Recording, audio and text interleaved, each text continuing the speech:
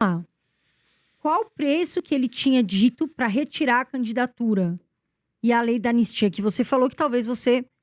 Eu falei Obrigada, que Raul. eu retiro a minha candidatura, mas tem um preço. Né? Eu falei isso, mas foi um movimento que eu fiz Obrigada, Raul.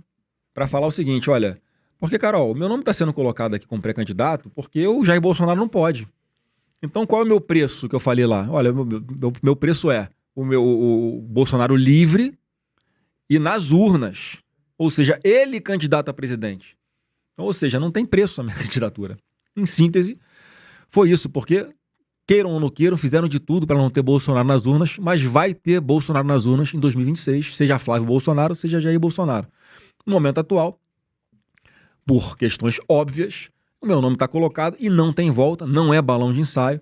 Então, o investidor Sardinha, isso eu espero ter esclarecido, porque grande parte da mídia, até nas redes sociais, distorce isso, né? Como se eu estivesse vendendo, se eu fosse ganhar algum dinheiro para desistir. E não é nada disso. Eu falei que o meu preço é justiça. E logo na sequência dessa minha fala, que eu deixei o pau cantar um pouquinho, a imprensa falar de mim, mas algumas horas depois eu dei uma entrevista para a TV Record, onde ele me fez essa mesma pergunta: qual o seu preço? Eu falei: meu preço é justiça. E, entre aspas, seria soltarem o ex-presidente E ele Bolsonaro. elegível para poder concorrer. Elegível para concorrer. E aí você sairia realmente, porque aí o seu pai fica no lugar, né? E tudo bem. A gente tem outra pergunta, pessoal? Pode colocar. Obrigada, viu, gente? É bom quando a gente ganha um dinheirinho aqui. Fico feliz que a gente já dá até para comer alguma coisinha. Obrigada, gente. Flávio, teremos Paulo Guedes como possível braço no ministro da Economia? Abraços, Daniel. Daniel, um beijo, obrigada pela sua pergunta. Ô, Daniel, eu não tenho nomes ainda, eu nem posso dar nomes ainda, mas eu estou conversando com várias pessoas que faziam parte do governo do presidente Bolsonaro. E o que eu tenho dito é o seguinte, até para diferenciar, né, o governo Bolsonaro do atual governo. Na parte da economia é muito simples. Eu vou dar continuidade ao que o Paulo Guedes vinha fazendo no nosso governo, que foi muito bem sucedido. O presidente Bolsonaro tinha uma obsessão por redução de impostos, por zerar impostos. Ele toda hora, quando conseguia arrumar algum espaço no orçamento, PG, corta esse imposto aqui, zera esse imposto aqui. Ele fez com skate, com videogame, fez com placas solares que eram importadas, fez com centenas de medicamentos na época da Covid, zerando os impostos de importação para ficar mais barato aqui também para a população. Então ele conseguiu, o Bolsonaro, cara, provou que ele conseguiu modernizar o governo, enxugar a máquina pública, cortar um monte de regulamentação. Ele fez um grande processo de desburocratização. O Brasil chegou a ser o segundo país mais digital do mundo, com o GovBR, que foi uma plataforma que começou a abraçar e comportar centenas de serviços públicos na palma da mão das pessoas, de forma gratuita. Então ele conseguia reduzir imposto e aumentar a arrecadação, cara. E é tudo que o atual governo não faz. Eles querem aumentar a arrecadação metendo na mão no bolso do contribuinte. Então, obviamente que a política do Paulo Guedes é a referência para nós. Eu acredito no livre mercado. Eu acho que a gente tem, sim, que continuar para essa linha de desburocratização, desregulamentação, de incentivar o livre mercado, porque quem move a economia, quem gera os empregos, são os empreendedores do mercado privado. Não é o governo que tem esse papel. No máximo pode induzir um pouquinho num segmento ou outro que tem algum problema de desequilíbrio momentâneo, mas 99% quem tem que fazer é a iniciativa privada. E o Paulo Guedes, que teve toda a autonomia do presidente Bolsonaro, foi o que ele fez. Então, na minha cabeça aqui, independente do nome que vai estar com a gente, certamente vai ser uma política nessa linha para dar continuidade ao que o Paulo Guedes vinha fazendo. Eu vejo que o Tarcísio, ele não postou ainda nas redes, né, no feed. Ele botou hoje no feed, ele colocou no feed alguma coisa? Ele deu uma entrevista, né? Falando sobre... Em TV aberta, em público, né? Falando que tá com a gente, vai caminhar, vai dar o apoio. Então, mais uma vez, não tem como esse projeto parar de pé se eu e Tarcísio não estivermos juntos. E a eleição, mais uma vez, São Paulo vai ser fundamental nessa eleição. É o maior colégio eleitoral e nós temos o melhor palanque que qualquer candidato a presidente gostaria de ter, que é com um governador bem avaliado e competente e leal como o Tarcísio, né? Então, por mais que a imprensa tente muito causar intriga, botar em conflito, por mais que muitas pessoas no entorno dele e do meu acabem falando demais, botando pilha contra, Eu sempre que eu tenho oportunidade, cara, eu falo, ó, não vão conseguir deixar o Tarcísio brigar, que primeiro para brigar comigo é difícil, né? Tem que fazer muita força. E segundo, que eu não vou brigar com um aliado, sabendo da importância dele, da amizade dele, da lealdade dele com meu pai, no meio de uma guerra. Isso não é sobre vaidade, não é sobre orgulho, é sobre sobrevivência e sobre resgatar o nosso Brasil. Temos mais perguntas? Max, Flávio, com tudo correndo da melhor forma, se Deus quiser, e nosso presidente livre no seu governo, o ex-presidente Jair Bolsonaro, exerceria algum cargo como ministro, por exemplo? Vai e vença. Vai e vença, vai e vença. Isso aí é um lema que tem pintado lá no BOP, no Batalhão de Operações Especiais no Rio de Janeiro, no muro, né? Quando sai o caveirão, tem no muro lá, vá e vença para os nossos policiais. Olha, é óbvio, o Jair Bolsonaro, é o meu norte, minha referência política de vida, meu guru. Ele vai ser o que ele quiser. Seu pai, né? Vai ser o que ele quiser. Porque, assim, qual é o critério para você escolher ministro? A competência e a confiança. Então, ele preenche os dois. É o meu sangue, não tem nem o que falar. E se Deus quiser, eu vou poder honrar meu pai desse jeito, se Deus quiser. E como é que fica a situação do seu pai, Flávio, agora? Assim, né? Ele tá... Como é que ele tá mentalmente? Porque é muito difícil. Triste, né? Você ficar ali. Ele tá... Como é que ele tá reagindo, assim, emocionalmente a tudo isso? Ele é um cara mentalmente muito forte. A gente acabou de conversar aqui sobre isso que está acontecendo no Congresso, né? Não é a anistia, é a dosimetria. E ele... Anistia não vai ter. Isso já foi falado, não, por enquanto não, mas a gente vai continuar... Tentando, obviamente, né?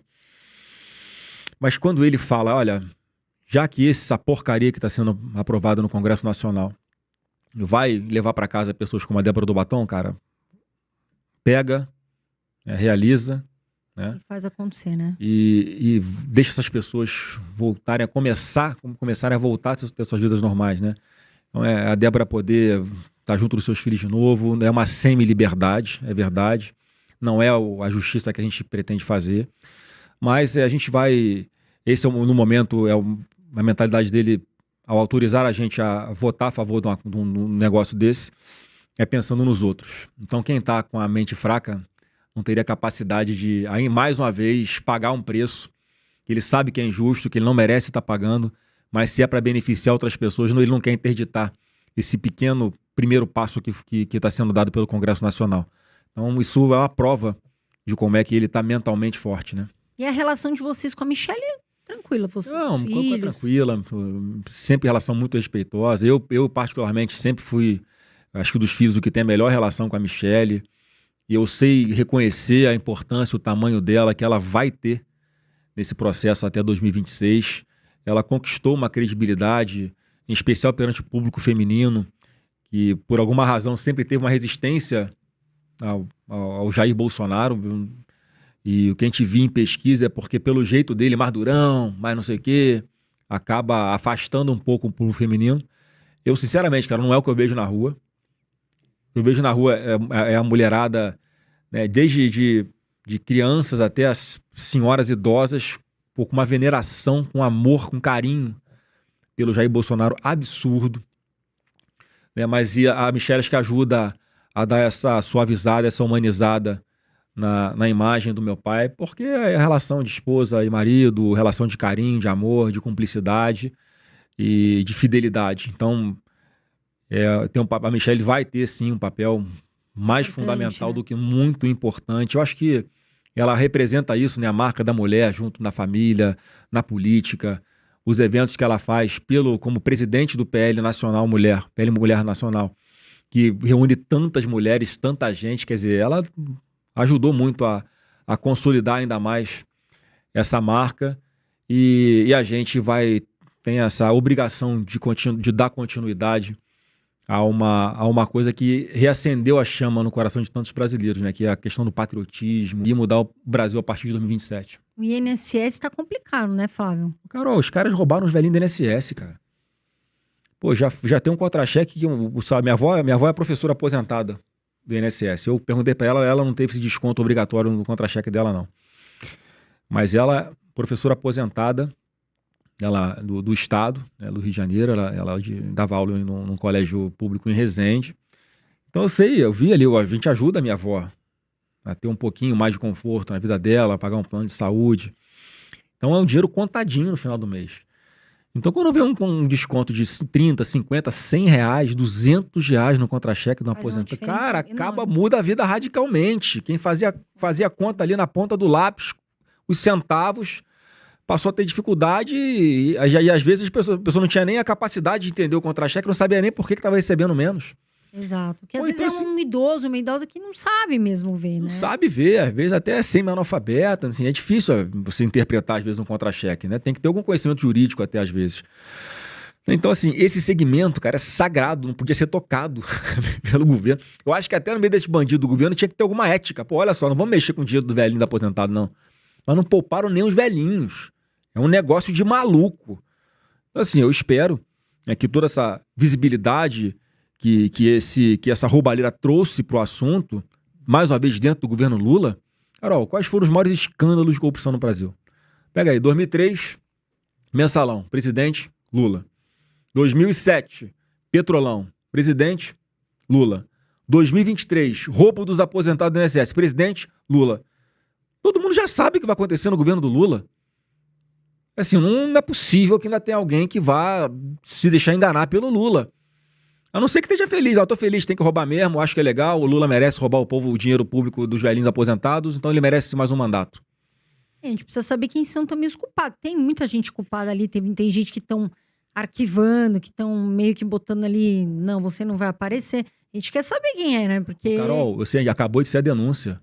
O careca do INSS, que é o pivô de toda essa roubalheira dos aposentados do INSS, acusado de pagar 300 mil reais por mês de propina pro filho do Lula, cara.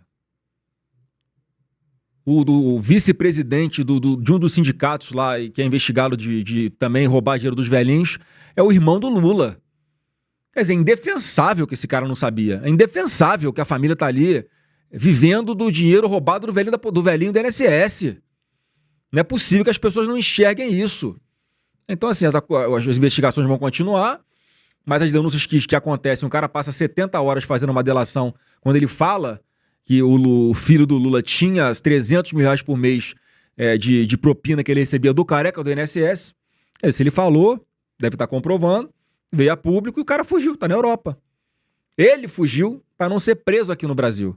Quer dizer, é um escândalo que a população brasileira, quanto mais passa o tempo, vai saber que não dá para ter um governo que faz esse tipo de coisa com os velhinhos do INSS. Pessoas que trabalharam a vida inteira para chegar no final da vida aqui, ter pelo menos um dinheirinho garantido para comprar comida, né, para dar um presentinho para sua neta, para pagar um colégio pro seu neto, alguma coisa assim, ajudar sua família, e ser apunhalado pelas costas dessa forma pelo próprio governo Lula. O Eduardo falou hoje que o Tarcísio não é um candidato de direita. O que ele quis dizer ali?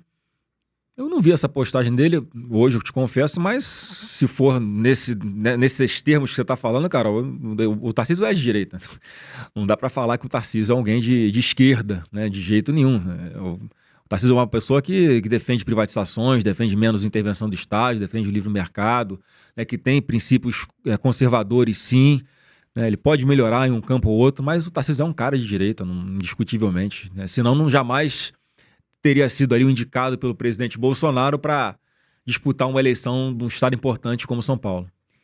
Hoje, o que você vê que está pior no governo do Lula, né? O que está acontecendo? Porque a gente está vendo, por exemplo, os Correios, né? Foi entregue positivo. E agora a gente vê negativo. Isso é só um exemplo que eu estou dando aqui, tá, pessoal? Mas não sou eu que estou falando, tá na internet. O que você acha que tá, assim, como é que tá a situação do Brasil hoje com Lula e com a equipe do Lula, né? Porque não é só ele, tem uma equipe. Carol, se enxerga. Tem assim, um monte de coisa. Pô, é corrupção desenfreada, é a tragédia anunciada, todo mundo sabia disso, a gente cansou de falar na campanha. A segurança pública tá uma porcaria. É competência dos estados? É competência dos estados. Mas o Brasil não fabrica fuzil, o Brasil não fabrica cocaína em larga escala. Essas drogas e armas entram pelas nossas fronteiras. E cadê a nossa Polícia Federal aparelhada, empoderada, com tecnologia efetiva para poder fazer esse combate? O que o governo Lula está fazendo? Absolutamente nada. Ele não dá uma satisfação para a segurança pública. O nosso meio ambiente é recorde em cima de recorde de queimadas na Amazônia. Né? Qualquer fogueira de São João que tinha na época do presidente Bolsonaro, a imprensa falava que a culpa era dele. Agora a Amazônia está lambendo em fogo e a culpa é da seca, tem alguma outra desculpa. Então é um governo que só onde olha quer taxar, quer criar imposto, quer meter a mão no bolso do contribuinte. Pô, ninguém aguenta mais pagar tanto imposto e o governo não para de aumentar a arrecadação por causa disso e não para de gastar mais por causa disso. Quer dizer, a conta não vai fechar e o povo não aguenta mais pagar imposto. Já ultrapassamos a famosa curva de Laffer. Porque que é isso? É tanto imposto que chega uma hora que você começa a perder a arrecadação porque as pessoas vão partir para inadimplência. Porque é uma questão de sobrevivência. Ou eu pago imposto ou eu compro pão para minha família. Vai fazer o quê? Vai comprar pão e não vai pagar o imposto. Então esse é um governo, uma tragédia em todas as áreas, é uma tragédia na área internacional também. O Lula parece que veio disposto a se eleger presidente para ficar fazendo passeio de luxo com a Janja pelo mundo afora, se hospedando em hotéis que custam 100 mil reais. É um cara que não dá o exemplo, Carol. Acabou de ter a COP30. Olha a pobreza daquela região onde foi o evento, e o Lula lá, num barco, num iate de luxo, tomando champanhe com a Janja, e o povo do Pará ali sofrendo, né, morando em palafitas, com os seus filhos brincando numa lama, numa língua de esgoto na porta de casa, com medo de ir para o trabalho, quando consegue um trabalho, tomar uma revolvada na cabeça para um ladrão roubar a arma ou roubar o celular dessa pessoa. Tem que ir trabalhar e não tem uma creche para deixar a sua filha. Parece assim, o Lula vive num mundo paralelo. É um estado que deu grande votação pro Lula, inclusive, em 2022. Votou muito mais no Lula do que em Bolsonaro. E pega o exemplo do Pará. O que melhorou na vida das pessoas com o governo Lula? Nada. Nós vimos na COP30 a pobreza, a miséria com que a população vive. O Lula, ele tá trocando, ele tira a carteira de trabalho da pessoa para dar um cartão do Bolsa Família. Ele quer manter pessoas dependentes de político. Então, assim, o nosso caminho que a gente quer propor para o Brasil, Carol, vai no sentido oposto. Eu quero que as pessoas não dependam de político para fazer nada na vida.